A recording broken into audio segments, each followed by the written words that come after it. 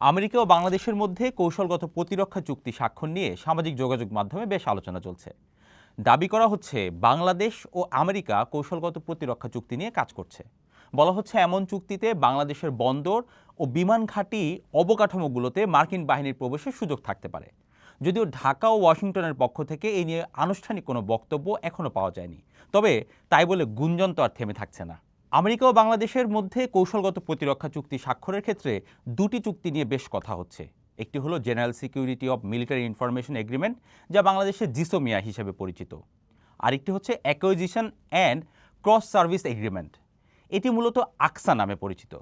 চলুন জেনে নেই এই জিসোমিয়া চুক্তি আসলে কি, কোন কোন দেশের সঙ্গে আমেরিকার এই চুক্তি আছে, আর এই চুক্তির আওতায় আমেরিকা কি কি সুযোগ সুবিধা পায়।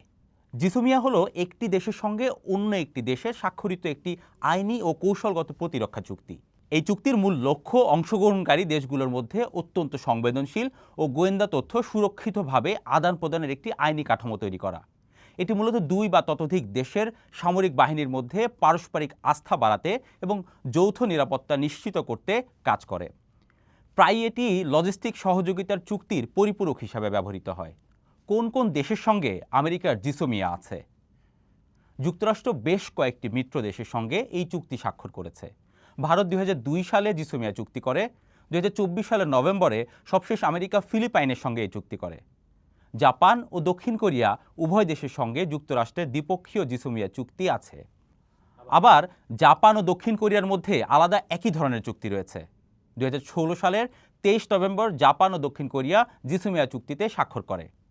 এটি দুই দেশের মধ্যে প্রথম সামরিক তথ্য আদান প্রদান চুক্তি। এর উদ্দেশ্য ছিল উত্তর কোরিয়ার ক্রমবর্ধমান নিউক্লিয়ার ও মিসাইল হুমকি মোকাবেলার ক্লাসিফাইড সামরিক তথ্য সরাসরি আদান প্রদান করা।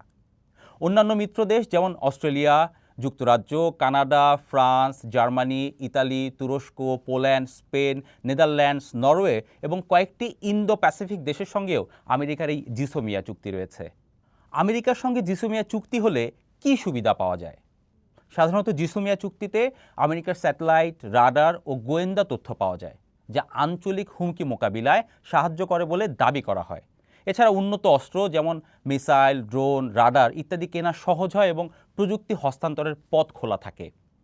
আমেরিকার সঙ্গে জিসোমিয়া চুক্তি হলে মার্কিন বাহিনীর সঙ্গে প্রশিক্ষণ ও অপারেশনাল সহযোগিতা বৃদ্ধি পায়।